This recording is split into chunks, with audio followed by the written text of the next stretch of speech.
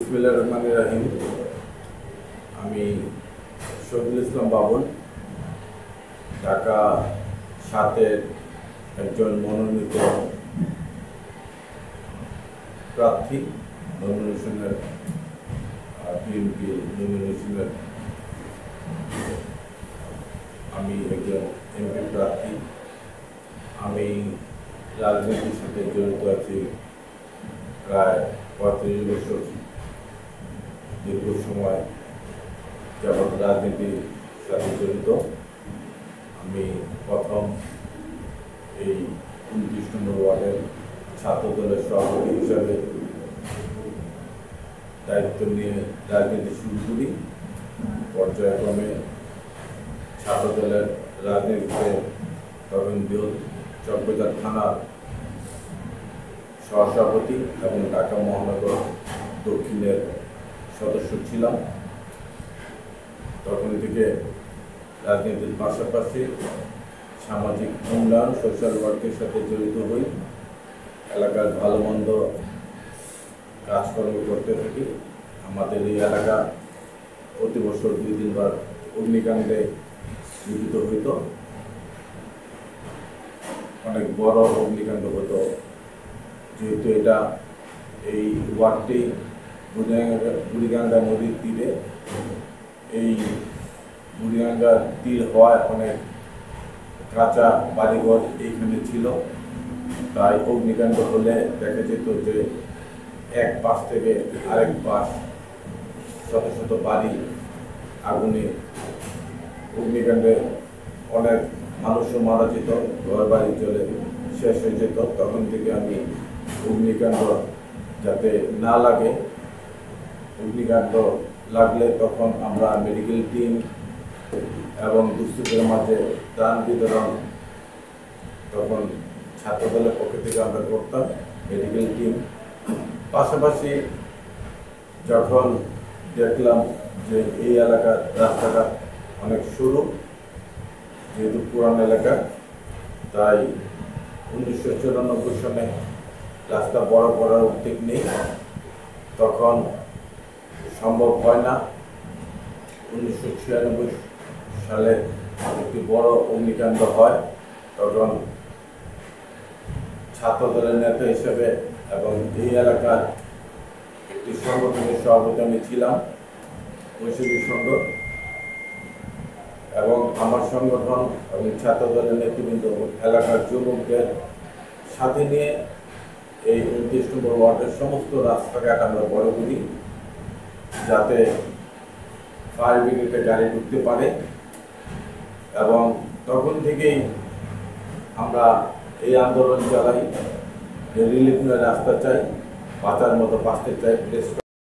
শিক্ষাতে এবং বিভিন্ন যে উন্নয়নগুলো করেছেন এবং উনি সততার সাথে যেভাবে দেশ পরিচালনা করেছেন, উনি একমাত্র বাংলাদেশে নেতা, যত নেতা এসেছে ওনার একমাত্র ক্লিন ইমেজ এবং ওনার কোনো করাপ্টেড এবং ওনার কোনো দুর্নীতি বাংলাদেশের মানুষ কখনো দেখেনি। তাই জিয়া রহমানকে সবাই ভালোবাসে, দল মতে উঠতে তাকে ভালোবাসে এবং তার আদর্শ এই দেশের মানুষ বিশ্বাস করে বাংলাদেশ জাতীয়তাবাদী দল।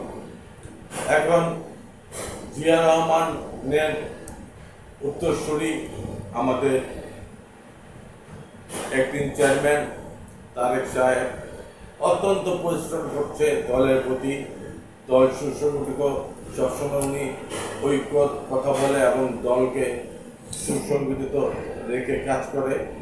এবং উনি, আপনারা জানেন, ওনাকে হত্যার উদ্দেশ্যে ওনাকে যেভাবে শারীরিকভাবে টর্চারিং করা হয়েছিল, উনি এই অবস্থায় উনি দেশের বাইরে চিকিৎসায় গিয়েছেন এবং সেখান থেকেই উনি দল পরিচালনা করছেন। উনি উচিত দেশে ফিরে আসবেন। দেশনেত্রী খালেদা জিয়া যতদিন বাংলাদেশে উনি আছেন, উনি কখনই কোনো অন্যায়ের সাথে আপোষ করেননি। গণতন্ত্রের জন্য স্বৈরাচার আন্দোলন উনি করেছেন, আপসহীন নেত্রী, এবং উনি এই দেশের জনগণের জন্য সবসময় ভোটের জন্য উনি কাজ করেছেন। উনি আজকে থেকে 10 কমিটি সেন্টার করেছিলাম, স্কুল করেছি, বিভিন্ন রকম এগুলো আমরা করেছি। এখন আমি দীর্ঘ সময় এই সোশ্যাল ওয়ার্কের সাথে জড়িত। আন্দোলনের সময় এই 10, 12, 15 বছর আমরা মাঠে ছিলাম, আমি মাঠে ছিলাম। তখনই মাঠ থেকে আমি সবসময় মাঠে ছিলাম এবং চকবাজার থানার আমাকে আন্দোলন সংগ্রামের প্রধান সমন্বয়ক করে দায়িত্ব দেওয়া হয়েছিল। আমি মূল দল এবং বিভিন্ন অঙ্গদল, যুবদল, ছাত্রদল সহ সবাইকে নিয়ে আমরা দলীয় কর্মসূচিগুলা বাস্তবায়ন করেছি। প্রতিটি ভিডিও ফুটেজ ঢাকা মহানগরীর কাছে রক্ষিত আছে। অতীতে কে কে কাজ করেছে সেগুলা ফুটেজ দেখলেই বের হয়ে আসবে। আমি মনে করি ঢাকা 7 একটি ঐতিহ্যবাহী পুরান এলাকা। বাংলাদেশের যে ব্যবসায়ী যে সেক্টর, সেটা পুরান ঢাকা একটা বড় দোকান চকবাজার। এটা থেকে বাংলাদেশের সমস্ত জায়গা, চকবাজার, মৌলবাজার থেকেই, ইমামগঞ্জ, এই এলাকা থেকেই বাংলাদেশের সমস্ত যেই দৈনিক জীবনের মানুষের প্রয়োজনীয় জিনিসগুলো পুরো বাংলাদেশে এখান থেকে বাজার থেকে যায়। আমি মনে করি এখানে অতীতে বিএনপি অনেক শক্তিশালী ছিল। যখন বিএনপি প্রতিষ্ঠাতা সভাপতি শহীদ প্রেসিডেন্ট জিয়া রহমান যখন বিএনপি গঠন করেন, তখন বিএনপির ঢাকা মহানগরীর প্রথম সভাপতি হয়েছিলেন এই ঢাকার সাথেরই তখন ব্যারিস্টার আবুল হাসনাত সভাপতি হয়েছিলেন। পর্যায়ক্রমে ওনাকে যখন হত্যা করা হয়, তারপরে বিএনপি 1990 আগে ঢাকা মহানগরীর সভাপতি দেশনেত্রী বেগম খালেদা জিয়া জেনারেল শওকত সাহেবকে দিয়েছিলেন। উনি মহানগরীর সভাপতি ছিলেন। দীর্ঘ সময় এই এলাকাতে নেতৃত্ব দুর্বল হয়ে গেছে। নাসিরুদ্দিন আহমেদ পিন্টু মৃত্যুর পরে এই এলাকা নেতৃত্ব শূন্য হয়ে গেছে, গার্জেন শূন্য হয়ে গেছে। আমি মনে করি দলের হাইকমান্ড এই ঢাকার সাথে দিকে সুদৃষ্টি প্রয়োজন। ঢাকা শহরে বিএনপির হাই ভলিউমের নেতার অভাব দেখছি। আমাদের নাসিরুদ্দিন আহমেদ পিন্টুকে নিহত করেছে, তাকে জেলখানায় হত্যা করা হয়েছে। আমাদের প্রয়াত নেতা ঢাকা মহানগরের সাবেক সভাপতি খোকাবাই ও দুনিয়াতে এখন নেই, উনি চলে গিয়েছেন।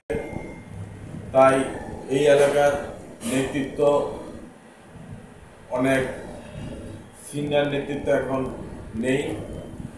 এই এলাকাতে বিএনপি অত্যন্ত শক্তিশালী, কিন্তু বড় নেতৃত্ব এই মানুষগুলা না থাকার জন্য এবং কমিটি না হওয়ার জন্য বিভিন্ন গ্রুপিং কিংবা দলে দলে মানুষ বিভক্ত হয়ে আছে। তাই আমি মনে করি একটি গার্জিয়ান, একটি শক্তিশালী নেতা 2-4টা এই 6 এবং 7 প্রয়োজন। তারাও যাতে মহানগরীর নেতৃত্ব দিতে পারে, তাহলে ঢাকা 6-7 যদি শক্তিশালী হয়, ঢাকা মহানগর অনেক শক্তিশালী হবে। আর মহানগর যদি শক্তিশালী না হয়, তাহলে রাজনীতিতে বিএনপি পিছিয়ে পড়বে বলে আমি মনে করি। শিক্ষাতে এবং বিভিন্ন যে উন্নয়নগুলো করেছেন এবং উনি সততার সাথে যেভাবে দেশ পরিচালনা করেছেন, উনি একমাত্র বাংলাদেশে নেতা, যত নেতা এসেছে ওনার একমাত্র ক্লিন ইমেজ এবং ওনার কোনো করাপ্টেড এবং ওনার কোনো দুর্নীতি বাংলাদেশের মানুষ কখনো দেখেনি। তাই জিয়া রহমানকে সবাই ভালোবাসে, দল মতে উঠতে তাকে ভালোবাসে এবং তার আদর্শ এই দেশের মানুষ বিশ্বাস করে বাংলাদেশ জাতীয়তাবাদী দল। এখন জিয়া রহমানের উত্তরসূরি আমাদের অ্যাক্টিং চেয়ারম্যান তারেক সাহেব অত্যন্ত পরিশ্রম করছে দলের প্রতি। দল সুসংগঠিত, সবসময় উনি ঐক্য কথা বলে এবং দলকে সুসংগঠিত রেখে কাজ করে। এবং উনি, আপনারা জানেন, ওনাকে হত্যার উদ্দেশ্যে ওনাকে যেভাবে শারীরিকভাবে টর্চারিং করা হয়েছিল, উনি এই অবস্থায় উনি দেশের বাইরে চিকিৎসায় গিয়েছেন এবং সেখান থেকেই উনি দল পরিচালনা করছেন। অনুভূতিতে দেশে ফিরে আসবেন। দেশনেত্রী খালেদা জিয়া যতদিন বাংলাদেশে উনি আছেন, উনি কখনই কোনো অন্যায়ের সাথে আপোষ করেননি। গণতন্ত্রের জন্য স্বৈরাচার আন্দোলন উনি করেছেন, আপসহীন নেত্রী। এবং উনি এই দেশের জনগণের জন্য সবসময় ভোটের জন্য উনি কাজ করেছেন। মানুষ বাঁচাও, সেটা এই দেশের মানুষ বুঝতে পারেনি, তাই ওনাকে অনেকবার অফার দেওয়া হয়েছে। উনি সুচিকিৎসাও পাননি এবং উনি হয়তোবা সুচিকিৎসার জন্য আওয়ামী লীগ ফ্যাসিস্ট সরকারের সাথে আঘাত করে বিদেশে চলে যেতে পারতেন এবং উনি এই দেশের সাথে, এই দেশের মানুষের সাথে কখনো বেইমানি বিক্রি করেনি। উনি এই ত্যাগ এবং ওনার ছেলে কোকো মারা গিয়েছে বিদেশে বিনা চিকিৎসায়। তো এখন উনি সারা জীবনে এই দেশের জন্য কাজ করেছেন, তাই এদেশের মানুষ তাকে অত্যন্ত ভালোবাসে। বেগম খালেদা জিয়াকে, ওনার রোগ মুক্তি আমরা কামনা করি।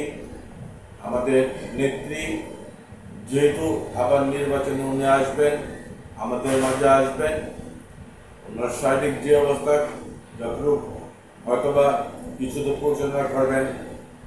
দেশবাসী এবং বিএনপির নেতৃবৃন্দ বেগম খালেদা জিয়াকে দেখার জন্য অধীর আগ্রহে অপেক্ষায় আছে। ইনশাল্লাহ সুস্থ হয়ে আবার আমাদের মা আমাদের মাঝে ফিরে আসবে, এই আমরা কামনা করি। আমরা চাই ঐক্যের কোনো বিকল্প নেই। আমি একজন পরিচিত নেতা হিসাবে আমি এই ঢাকা 7 থেকে নমিনেশন চাই। যদি আমাকে নমিনেশন দেয়, এই এলাকাতে আমার জন্ম, এই এলাকার আমি একজন ব্যবসায়ী প্রতিনিধি ছিলাম। আমার আপু একজন স্বনামধন্য পুরান টাউন এলাকার ব্যবসায়ী ছিলেন। আমিও ব্যবসায়ী বাংলাদেশ পাদুকা প্রস্তুতকারক সমিতির দীর্ঘ 4 বছর আমি সভাপতি ছিলাম, এপিসিসির মেম্বার ছিলাম। ব্যবসায়ীদের সাথে আমার সম্পর্ক আছে এবং আমি সকলকে নিয়ে এবং একটি ভোটের মাধ্যমে, বিএনপি সবসময় ভোটের, এই দেশে ভোটের মাধ্যমে বিএনপি রাষ্ট্রীয় ক্ষমতা এসেছে। আবারও কখনো বিএনপি কোনো কু করে খারাপভাবে এই দেশের ক্ষমতা আসেনি। আবার মানুষের ভোটের মাধ্যমে আগামী ফেব্রুয়ারিতে যে নির্বাচন আসবে, সেই নির্বাচনে এদেশের মানুষের ভালোবাসা নিয়ে, ভোট নিয়ে আবার সরকার গঠন করে জিয়া রহমানের যেই আদর্শ এবং যেই কর্মসূচিগুলো বাকি আছে, সেই কর্মসূচিগুলা আমরা হাতে নেব। আমরা 31 দফা হাতে নিয়েছি, আমাদের অ্যাক্টিং চেয়ারম্যান সেভাবেই দেশের উন্নয়ন করবেন এবং আমরা সকলে তার সাথে থেকে এই দেশের উন্নয়ন করব, এটাই আমি আশা রাখি। এবং আমাদের দেশের মানুষ দীর্ঘ বছর যাবৎ ভোট দিতে পারতেছে না এবং এই যুব সমাজকে মিথ্যা যে ইতিহাস দেওয়া হয়েছে, বোঝানো হয়েছে, এখন জনগণ বুঝে যে কিভাবে এই দেশকে ধ্বংস করা হয়েছে, কিভাবে লক্ষ কোটি টাকা নিয়ে তারা পালিয়ে গেছে এবং পার্শ্ববর্তী দেশ আমাদের দেশকে ধ্বংস করতে চায় এবং আমাদের দেশ জাতীয় উন্নয়ন এবং বহির্বিশ্বে মাথা উঁচু করে দাঁড়াতে না পারে, তারা এই ব্যবস্থা সবসময় তারা করে। আমরা চাই আমাদের দেশ, আমরাই গর্ব, আমরা ঐক্যবদ্ধ থাকব এবং ঐক্যবদ্ধ থেকে ইনশাল্লাহ মানুষের সাথে আছি, অতীতও ছিলাম, ভবিষ্যতে মানুষের সাথে থাকবো, মানুষকে ভালোবাসা নিয়েই ইনশাল্লাহ আমরা এই এলাকা সুন্দরভাবে উন্নয়ন করব।